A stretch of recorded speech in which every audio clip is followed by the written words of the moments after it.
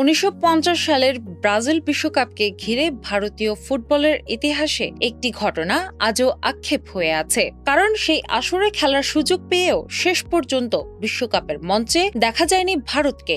অনেকের মতে এটি ছিল ভারতীয় ফুটবলের সবচেয়ে বড় হারানো সুযোগগুলোর একটি। সেই সময় এশিয়া অঞ্চলের বাছাই পর্বের নানা সমীকরণে ভারত বিশ্বকাপের মূল পর্বে অংশগ্রহণের সুযোগ নিশ্চিত করেছিল। ফলে ব্লু টাইগারদের সামনে প্রথমবারের মতো ফুটবলের সবচেয়ে বড় আসরে খেলার দরজা খুলে যায়। কিন্তু নানা কারণে শেষ মুহূর্তে তারা সেই সুযোগ হাতছাড়া করে।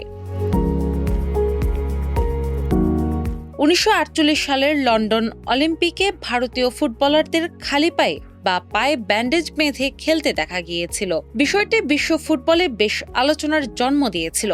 তবে বিশ্বকাপের আগে ফিফা স্পষ্ট জানিয়ে দেয়, সব খেলোয়াড়কে বাধ্যতামূলকভাবে বুট পরে মাঠে নামতে হবে। অনেক ইতিহাসবিদ ও ক্রীড়া বিশ্লেষকদের মতে জুতো পরে খেলতে অনভ্যস্ত হওয়া এবং খালি পায়ে খেলার প্রতি ভারতীয় খেলোয়াড়দের অনীহা বা জেদের বিষয়টি বিশ্বকাপে না যাওয়ার অন্যতম কারণ ছিল, যদিও এটি একমাত্র কারণ ছিল না।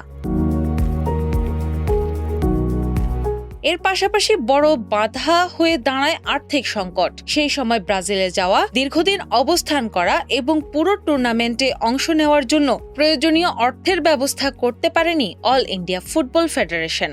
ইউরোপ কিংবা লাতিন আমেরিকায় যাতায়াত তখন ছিল অত্যন্ত ব্যয়বহুল এবং সময় সাপেক্ষ। আরও একটি গুরুত্বপূর্ণ বিষয় ছিল, সে সময় ভারতীয় ফুটবল প্রশাসকদের কাছে অলিম্পিকের গুরুত্ব বিশ্বকাপের চেয়ে বেশি ছিল। ফলে দীর্ঘ সমুদ্র যাত্রা, বিপুল খরচ এবং সাংগঠনিক সীমাবদ্ধতার অজুহাতে শেষ পর্যন্ত দল না পাঠানোর সিদ্ধান্ত নেওয়া হয়।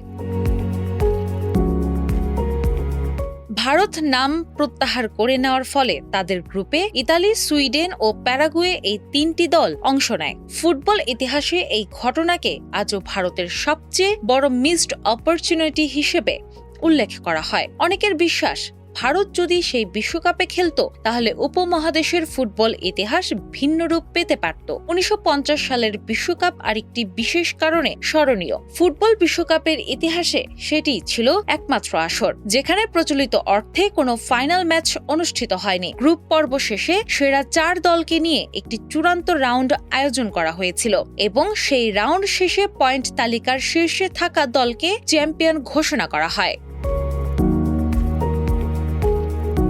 শেষ ম্যাচে মুখোমুখি হয়েছিল ব্রাজিল ও উরুগুয়ে। ড্র করলে শিরোপা জিতে যেত স্বাগতিক ব্রাজিল, আর উরুগুয়ের প্রয়োজন ছিল জয়। ব্রাজিল প্রথমে এগিয়েও গিয়েছিল, কিন্তু পরবর্তীতে উরুগুয়ে ঘুরে দাঁড়িয়ে 2-1 ব্যবধানে জয় তুলে নেয়। মারাকানা স্টেডিয়ামের লাখো দর্শককে স্তব্ধ করে নিজেদের দ্বিতীয় বিশ্বকাপ শিরোপা নিশ্চিত করে উরুগুয়ে। আর একই বিশ্বকাপ ভারতীয় ফুটবলের ইতিহাসে চিরন্তন এক আক্ষেপের প্রতীক হয়ে রয়ে যায়। ডেস্ক রিপোর্ট, বাংলা বাজার পত্রিকা।